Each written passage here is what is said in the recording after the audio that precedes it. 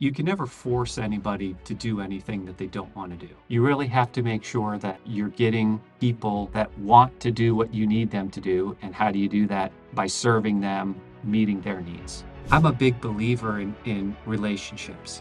This remote work idea, where it certainly has its benefits. Somebody who's got a home office and is there by themselves working at home without interacting with people, I don't think that's the way we were sort of created to work and engage and live. I always tell associates when I'm involved in the hiring process of people, we hire people with the intention that this is the last stop, that they're not going to come. We don't believe in a churn and burn. We're not going to run somebody hours and hours and hours. We want this to be a place where you can have a career and stay and eventually retire. Welcome to another episode of Collier County Bar Association's podcast, partner with Beyond the Briefcase. I'm your host, Matt Goodwin. Today, we're hosting Henderson Franklin, represented here by Scott Beatty, who's been with the firm for over 20 years, been practicing in Southwest Florida for over 30 years, and he currently leads the firm's business litigation department. He deals with real estate disputes, boundary disputes, all kinds of stuff. We can learn more about that, but who better than to represent the firm, someone who has the longevity that he has. So I'm really looking forward to talking with Scott today. Welcome to the show. Great. Thank you. Glad to be here. So before we go into details, I just want to ask you a question. When people think about Henderson Franklin, what do you hope immediately comes to mind? Well, there's a phrase I use when people ask, "Oh, what kind of firm is Henderson Franklin?" And I will say to them, as long as you're not being arrested or deported, there's something that we have attorneys that can handle your legal matter. So, number one is I always hope that we're a full service firm that can handle a myriad of legal topics. And then the people that we have, the lawyers that we have in our firm, I want people to think are at the top of their field in the areas that they cover, so that they know that not only can we handle pretty much any dispute, but that you're going to get one of the best attorneys in Southwest Florida to handle your legal matter as well. And speaking of Southwest Florida, you also the firm also has a pretty significant presence from here between here and Tampa, right? Well, I mean, we practice post-COVID. You could practice a lot more geographically varied, but the firm was started in 1924, and we are the largest home-based or Florida-based law firm geographically between Tampa and Miami. And we handle cases up in Manatee, Hillsborough, Pinellas, of course, all the way down in the 20th Judicial Circuit. So we have a pretty large geographic coverage as well. And approximately how many attorneys are on staff right now? The number varies. I think we have around 55, 56 currently. Now you're bordering on that when someone says small firm, mid-sized firm, large firm, would that be in the small to mid-sized category? Well, I guess it depends on your perspective. If you're talking New York, Chicago-based firms, right, we're small, 55 lawyers. But as far as a locally based firm, we're mid to large, I would say. But I think peer group, we're probably maybe small to mid. It Yeah. just depends on who you're comparing us to. Well, how would you describe Henderson Franklin's identity as a law firm today, having been in business nearly 100 years?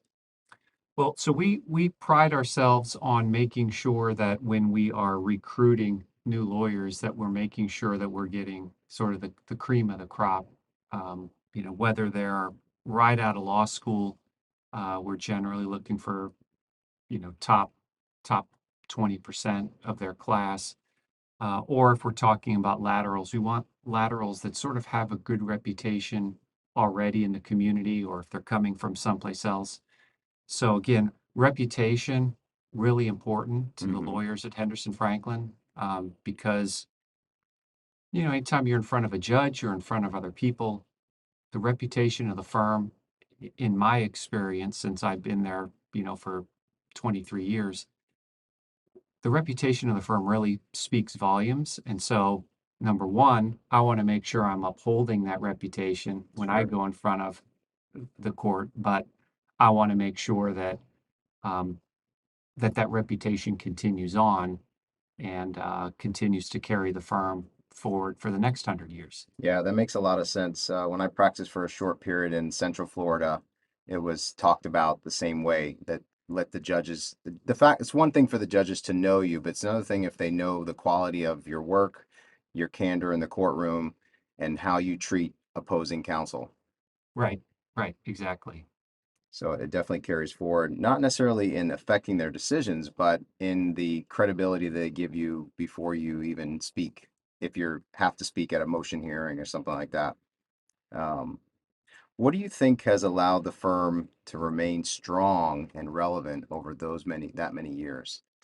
So I think it's probably a combination of two things. Number one is I think it's the people that we bring in and the commitment that we have to the people that we bring in. I always tell associates, and when I'm involved in the hiring process of people, we hire people with the intention that this is the last stop, that they're not going to come. We don't believe in a churn and burn. We're not going to, you know, run somebody hours and hours and hours. We want this to be a place where you can have a career and stay and eventually retire. So um, that's number one. And then the second part is I think we really put an emphasis on making sure that the attorneys that we have, even staff, are involved in the community and really making a difference in the community, not just as a lawyer or a paralegal or legal secretary, but getting them out and making sure that they're making a difference in the community by being involved in various civic organizations, charitable organizations, churches, etc. Hmm. Yeah, that's important to get out and deal with the people who are going to be coming to see you for their legal issues, and not just the lawyers, the people behind the scenes, which we couldn't do what we do without. Right, right, for sure. What do clients notice first about your firm, in your opinion and experience? Boy, again, I'd say for a lot of people, it's name recognition. Again, because we have so many people that have been there for such a long time, that became very, very well regarded and well known in their practice areas.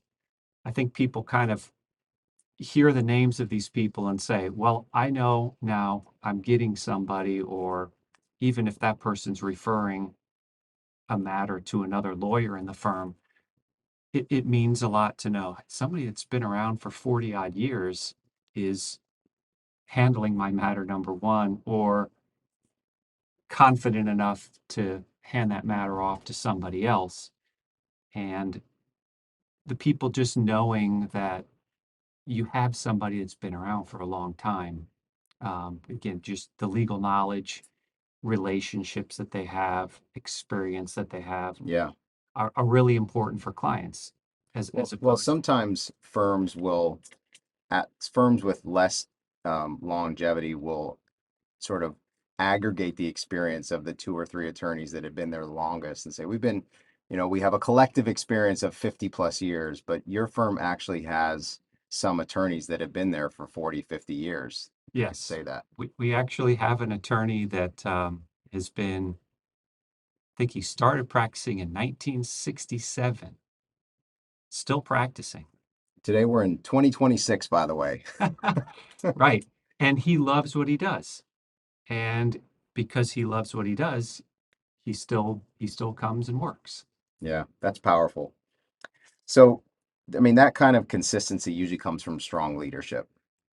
And one of the questions I want to ask you about that is, what does effective leadership look like at a firm like Henderson Franklin?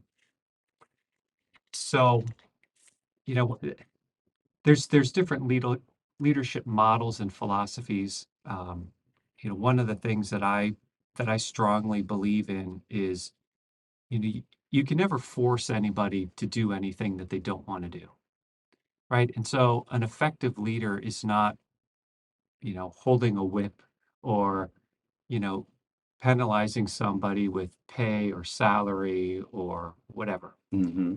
Because at the end of the day, the person can just leave, right? Even if you say, I'm going to cut your pay or you can't do this for XYZ reason. Effective leadership is, in my opinion, and I think we've had a good track record of leaders, managing partners that have followed this model, that will lead in a way that people want to do what this person's asking. Why? Because they know that that person is looking out for me. That, when I go to the managing attorney, I know that he or she is going to do what I need to make my job better. And so when there's a call or an ask from the managing attorney about something, I'm going to be more inclined to do it because I know that person's got my back. And so, it's a servant leadership type model where, the leaders actually serve, and then based on that service, you get the buy-in and you get the support where people will agree to follow you. Yeah, they walk the walk. Exactly. The dictatorial method is not particularly effective, especially now where there's so much mobility among attorneys and staff to just get up and leave. You really have to make sure that you're getting people that want to do what you need them to do. And how do you do that? By serving them, meeting their needs. Yeah, so it's more of an empowerment leadership model, Correct. but also it's one thing to be your cheerleader for your associates or even some of the senior attorneys from upper management, but um, it's another thing to lead by example and offer that encouragement, but offer that also that autonomy that, you know, and that trust that they're coming from a good place and saying, especially going back to what you're saying, where you're trying to hire, you're looking to hire people that it's going to be their last stop, then you have any more of a vested interest in taking those kinds of positions from leadership. Correct. Correct. Well, how approximately 50 something attorneys, how do you maintain alignment across such a large team? So we have within the firm a number of different divisions. And so you mentioned the business litigation department, which has, I should know this, I'm the chair, about 11 lawyers. And we have a family law division. We have a business and tax division, insurance defense. So it's modeled where, each of those department chairs, leads their group, and then of course reports up to the managing executive committee we have at Henderson Franklin. Mm-hmm. So again, giving the autonomy to the individual department chairs to, make hiring decisions, make decisions about the types of cases we want to do or the types of cases we don't want to do. Mm-hmm. And again, empowering them. It's almost like government, right? You have your big central government, and you've got your local government. What's a more effective way of understanding and getting to what people need or want? It's having that smaller local, and that's the departments, if you will, at Henderson Franklin. Okay, that makes sense. So you set a bar at the top, it trickles down, and you give power to the individuals even at the lowest rung. So there's consistency between the top and the lower Correct. levels. Correct. Yep. That's good.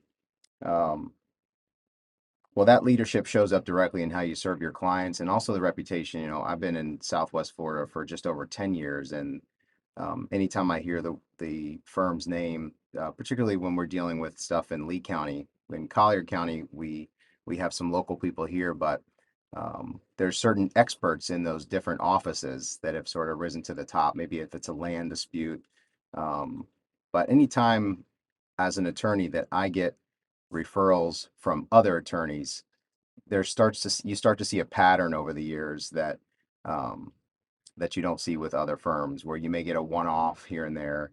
Um, but from my vantage point, it's got the firm has a really good reputation. So switching to Southwest Florida a little bit, and we'll say that's Lee and Collier County, obviously, and then further north. What makes practicing law in Southwest Florida unique? It's it's unique to me because we don't have huge industry. We don't have um, Fortune 500 companies that are here that are hiring, locally based firms. So there's good and bad with that. I mean, the bad is it's harder to come by clients and build your book of business, and be engaged in, you know, $500 million type litigation. I mean, that kind of stuff we generally don't have down here.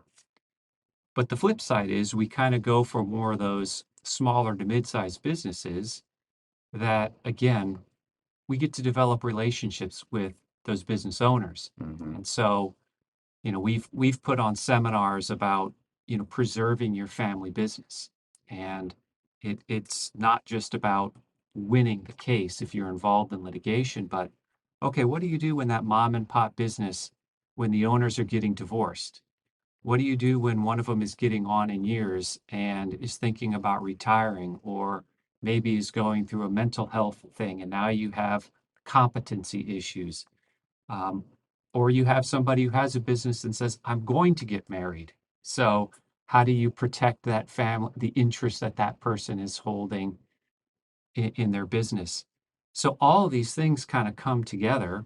And because of the relations that we have, because the the multidisciplinary practices that we have, all that sort of stays in house. Hmm. And it helps the client to know that, all right, if I pick up the phone and I call Scott and he says, well, I don't really do that, but Beth does, or Sharon does, that it's still one phone call, and they can talk to all these different people on all these different issues, and not say, oh, gee whiz, now I've got to deal with somebody over here at this firm or somebody over here at a different firm, and be able to have all that sort of all under one roof, which I think a lot of people, clients like. They Yeah, and like when that. in our previous conversations, you had said that um, you know, someone enters the firm in one practice area, and then they may need something else, but they can call that same attorney, whether that attorney is going to handle it personally or not. And Right. then the generations that will come back after that, the children of those clients and maybe need something completely unrelated to what their parents want. So I do think that's valuable. It is. It's very valuable, and that's, one of the benefits that a firm like Henderson Franklin has that, a smaller solo person wouldn't necessarily Yeah. Well, how do you think client expectations have changed over the years? have. Well, it used to be that, they'd send you a letter and then you could maybe respond in a week. And now with email and texts and things, there are expectations from clients that they want you to respond immediately. Um, I'm not that kind of lawyer. I don't give out my cell phone to clients, or it's very rare the client that gets my cell phone number, because when I'm off the clock, I'm off the clock. And I established that expectation early on with the clients. I said, you can email me on Saturday at 11 p.m., but I will not be responding at 11:02.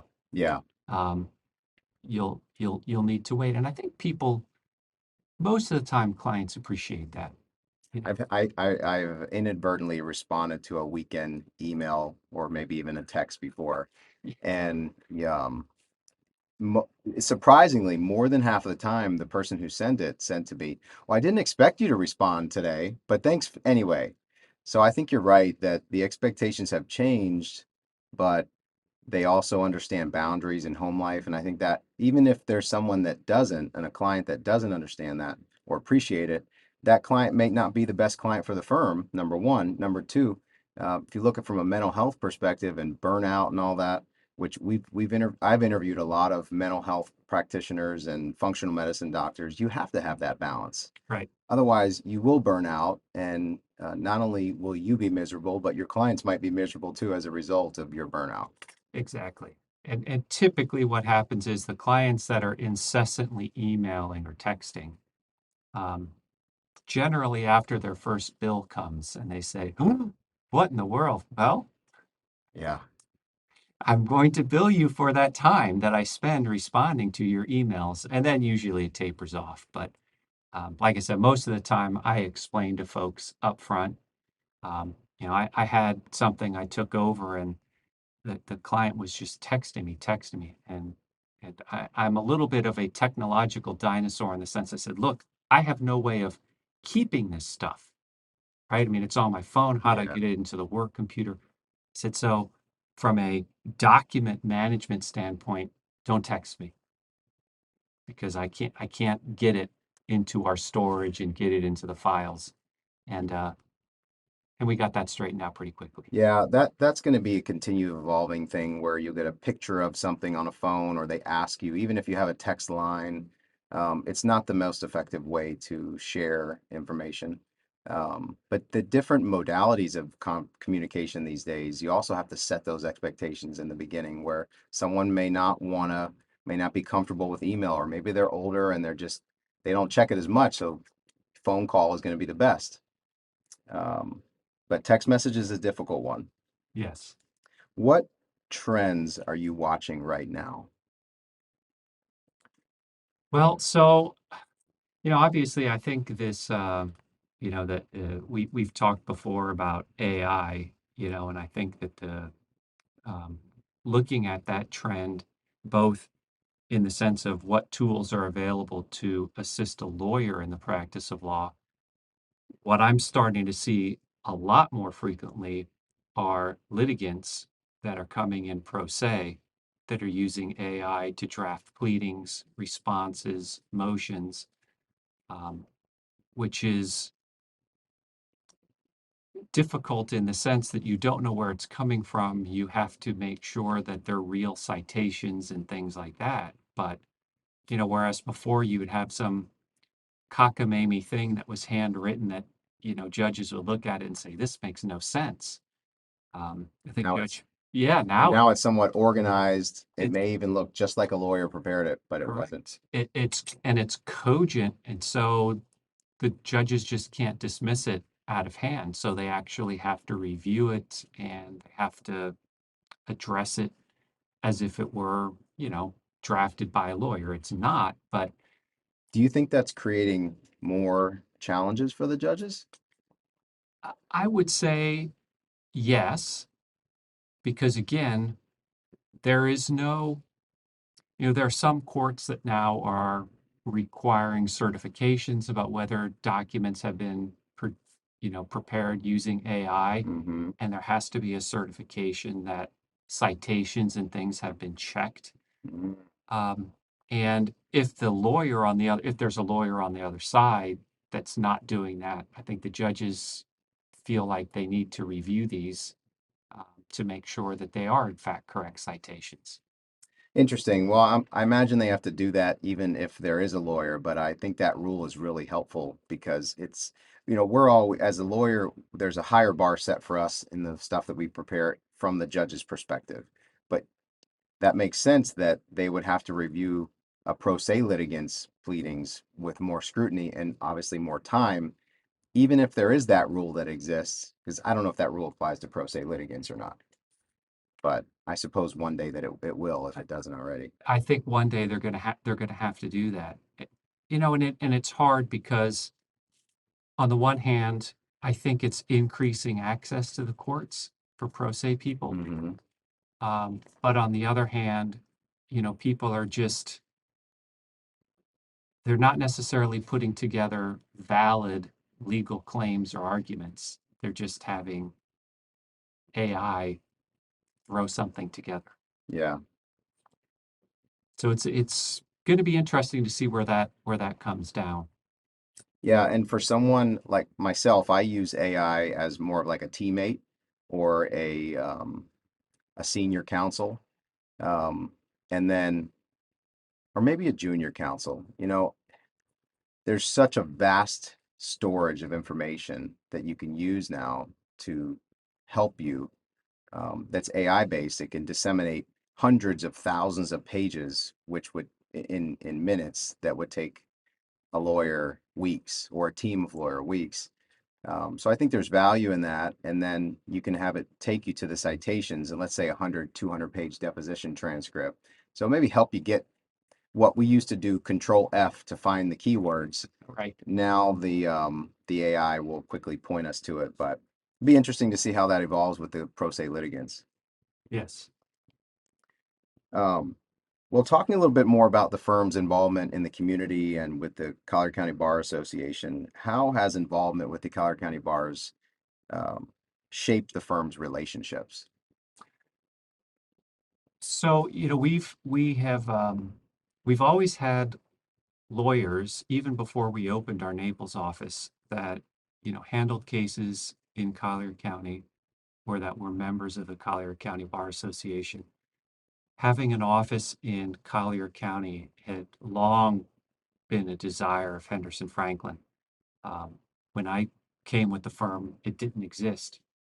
And so in 2018, we had looked at options of acquiring firms, merging with firms that had a presence in Collier, and for whatever reason, they just never seemed to work out. And so we had 6 or 7 lawyers at the time. We all lived in Naples, and we were either commuting to our office in Bonita or driving up to Fort Myers. So when we decided as a firm that we were just going to organically try to grow something by opening an office, and all of our Naples lawyers decided that we were going to open up and work out of the Naples office, even though, again, we had already been doing Collier work. We lived in Collier. We had connections with Collier and Naples. We just didn't have a physical brick and mortar presence in Naples. Right. And that was important to us because, there are, I don't want to get anybody upset. There's a lot of carpetbagging firms, that open up I guess it's an anti-carpet bag, right? That are, these northern ones that have the senior guy who has a winter residence down here, and they say, hey, you know what? Let's open a branch office down here. We wanted, we wanted to open an office, and it was important for us to have people that had the local ties and connections and long standing. I mean, I've been in Naples. We opened the office in 2018. I moved to Naples in 1999. Wow. We've had other people that have been here just as long. So again, being part of the community has always been important to Henderson Franklin, whether it's Lee or Collier County. And most of the attorneys that we have working in our Naples office, again, they all live in Naples. Mm-hmm. They all have those connections to organizations and businesses and charities and things like that, all in Naples. Well, it was a long time coming, is what it sounds like to me. It was a very long time coming. Yes. And 2018 is not that long ago in the broad scheme of things, but for someone that was commuting for over 10 of those years, um, right, did I get that right? Over 10 of your years, you commuted to Bonita or Fort Myers. yes, yes, it was. You got the traffic patterns right, at least. If you were doing it the opposite, that would be a problem. I always said that at least the north in the morning and south in the evening was the better way to go. But still, putting 70 miles round trip on your car um, every day it takes a toll. And I was doing that when my kids were young. So, there's a school performance at 4 o'clock. I've got to leave at 2 to make it Yeah. home. Um, so I was one of the first ones to raise my hand and say, yes, I will staff the office in Naples if you Yeah. open one. Excellent. Well, sounds like it was good for everyone else's family, and those benefits have continued to trickle down into the community. So you were already taking cases in Collier County, having had relationships established in the local community by going to the Collier County bar events. Really instrumental, made that change. When you open an office, it's almost as if nothing changed. It was just, you know, also less of a commute means more time in the office, more availability to service Right. clients without being so under the gun with traffic and things like that. Um, well, I think that engagement in the local bar is important because you never know where your next case or your next transaction, your next client's going to come from. And there's conflicts in firms everywhere. We all at some point will encounter a conflict. Um, it's not always easy to get around that conflict as someone else in the firm to handle it. So, how do you think your involvement in the Collar Bar has sort of your engagement, why it's so important, aside from those things that we talked about? I think it's again part of just being engaged and making relationships. And I don't want to sound too touchy feely, Right. but I'm a big believer in relationships. And I think that part of the struggle that firms generally have is this remote work idea, where it certainly has its benefits. Somebody who's got a home office and is there by themselves working at home without interacting with people, I don't think that's the way we were sort of created to work and engage and live. And that, as a practical matter, when you have people that are like that, and then they start getting the phone calls or the emails from the headhunters, because we all get them. Hmm. I I probably get them get too. right all the time. If they don't have a connection or relationship with somebody, and that headhunter calls and says, "Hey, I've got this opportunity," I mean, what difference does it make to be sitting in my home office working for Henderson Franklin, or sitting in my home office and working for, Big Law? Yeah, there's a lot of lawyers that have moved to the virtual firms, and it's definitely not a one size fits all. No, There's some, it's same with if I have an employee who asks to work remotely, um, I will rarely hire someone to work remotely, but that's more challenging to maintain consistent culture amongst the firm as well. It's not that you want to force anyone to be in the office, and it's nice to be able to work remotely and still have all the resources available in the cloud. But I agree that the collaborate from a collaboration perspective, it makes it a lot more challenging. But if you did have someone that worked from home, that as long as they were present, showing up in the community, that's going to be extremely valuable. right. And as litigators, in the olden days, just- I hate to be the guy that uses that phrase because I don't feel like I'm old, but back in the olden days, you'd show up to court, and the courtroom would be full of lawyers. Most of them you knew, most of them you had cases with. And so, you listen to arguments that are being made. You're talking to the lawyers sitting around you. Um, you're discussing cases. You have an opportunity to engage and interact with them. And with Zoom, and don't get me wrong, I think Zoom has a great place for some of the things that the court is doing, but we're missing out on that opportunity to be engaged with our colleagues. And that's where, the Bar Association and the activities that they have, inns of court, and those sorts of things that allow you to have that engagement are really, really important because, particularly, again, I'll only speak from a litigation standpoint. We're not getting any of that. We're not getting any of that by going to Zoom, because, typically you're logging in 5 minutes before your hearing, and as soon as it's over, you're done. Hmm. And you don't have the opportunity. I can say, "Oh, look, there's some such and such that I've got this case with. I need to talk to that person." Well, now you can't do it. You got to wait for their hearing. Yeah, and I don't know if without the open court, the younger attorneys don't have the opportunity to make those connections and observe senior attorneys, perfecting their crafts in the process. So I think you've lost that. And then one of my questions to you was going to be, how has the legal community evolved post-pandemic? And I think we're still evolving.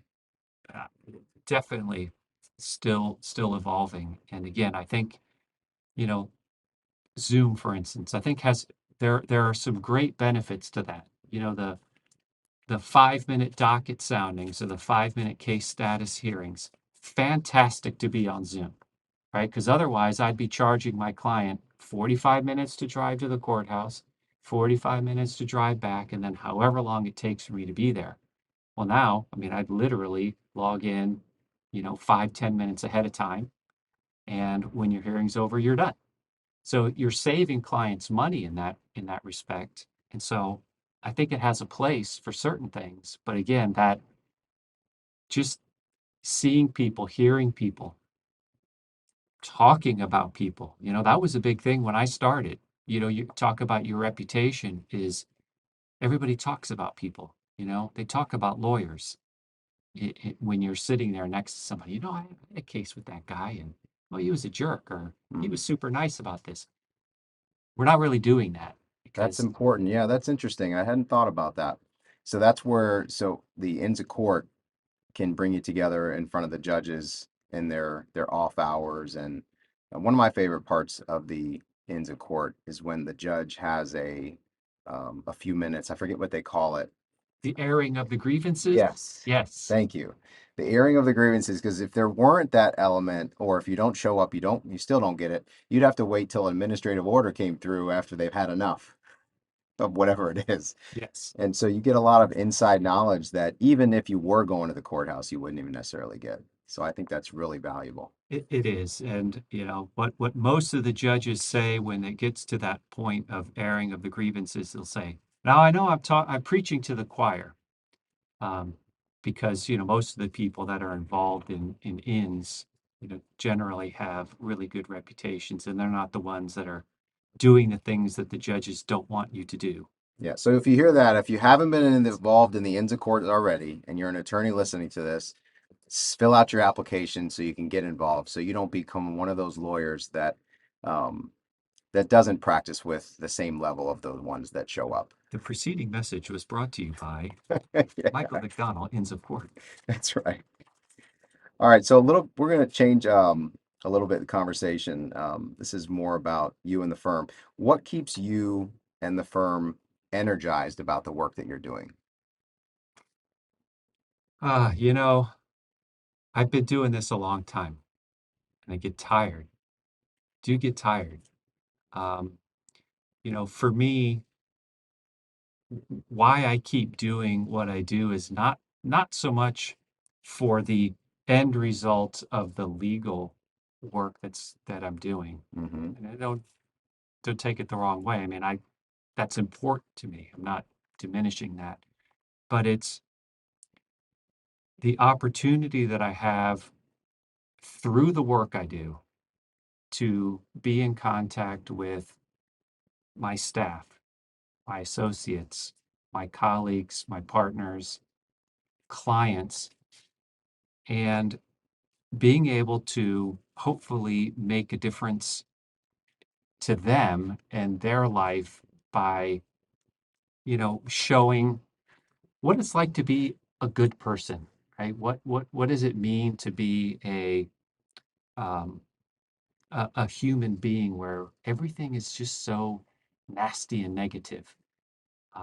And so what kind of drives me is knowing that, okay, I have an opportunity to be a mentor, to be a role model to these people that I come into contact with, particularly now that I'm getting up into that, senior level. It's not so much the work. Um, and that's kind of what keeps me coming back and filling my tank, so to speak, is knowing that, I got 4 brand new associates in my department, many of whom have been practicing less than 3 years. And being able to kind of help them grow and learn and become a better lawyer, become a better person, that's what's important to me. Their eagerness is contagious. Yes. Yeah. Yeah, that's good stuff. I've experienced that only recently. But if any of you are watching this video, you'll see that Scott doesn't look like a senior attorney. He's aged well. So, but just knowing that he's been practicing over 30 years, just really let that sink in that there's a lot of attorneys that are practicing a lot less that will look up to him. And he's saying that gives him energy. I feel the same way. Um, Especially, so I was a non-traditional student. I was 33 when I Okay. graduated law school. I was the second oldest in my class at University of Florida, and I remembered seeing incoming 1Ls that were just 2 years behind me in law school, but 10 years younger than me. And it was hard for me to make that connection at the time. Now, when I see them at the bar luncheons, you can kind of put yourself in their shoes when they were new and they really look up to you. And you have to make that transfer of sort of leading by example. Um, what guidance does your firm emphasize for developing strong attorneys? Uh, Probably the biggest thing is making sure that we are providing solid mentorship to them. And, that's not only helping them develop the skills and put the tools in the toolbox, so to speak, that's going to help them be better lawyers, but, coming alongside of them, helping them grow as humans, helping them understand, work-life balance and those sorts of things. Because again, we our philosophy is not churn and burn. We want somebody to be there and be there for the long haul. Because the worst thing you can do is bring somebody, spend all these hours mentoring, training, bringing them up, only for them to leave after 2 years because, well, I thought I was going to get a chance to do X and I'm not getting a chance to do X.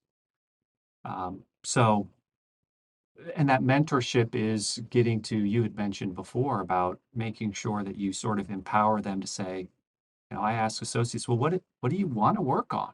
What's interesting to you? What do you not want to work on? If we can accommodate those desires, then again, they become happier. Mm-hmm. They become more satisfied with what they're doing and not just feel like they're, sitting in the dungeon or the basement, that we have basements, doing research all day long, Yeah, but getting out and connecting with lawyers, judges, clients, and doing work that they want to do. So I think the short answer is we really invest in the mentorship aspect of the younger people. yeah, that's good to know for anyone that's considering a career at Henderson Franklin or just in the practice of law in general.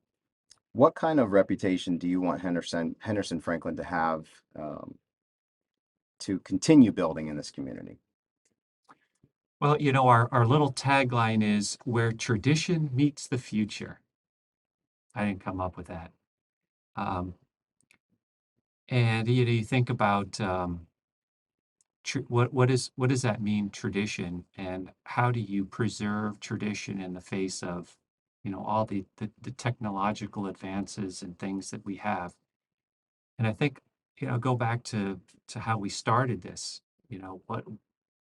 What do I think, and Henderson Franklin is going to be remembered as, again, as having people that, number one, have solid practitioners that are, you can't use the word experts. Some of them are board certified, so you can call them experts, Right. but at the top of their game, that care, that care about the client, their business, and again, the relationship that you have with that particular client. Just like we don't want a associate to come in and churn and burn them for hours and hours in billing, to have a client come in, if it's a litigation matter, my goal is for them not to say, hey, thanks, we got a successful result. It cost me X dollars. I want that person to say, well, I'm going to come back. Or if I have another problem, I'm going to see if there's somebody at Scott's firm that can help me. And why would they do that? Because, they felt like they got a good result, obviously, felt like they were treated fairly, and that I was invested in them. That's good. Well, that's what I love about this profession. Um, you can make a positive impact in other people's lives and have job security at the same time. Right. So it's a win-win situation. Yeah. Well, I want to thank you for coming on today to represent the firm, Scott. Behind every firm, every client, every decision, there's a human story, and we got to hear some of Scott's and the firm's today. Thanks again. No, my pleasure. And this is Collier County Bar Association's podcast powered by Beyond the Briefcase. Thanks. Tune in for next time.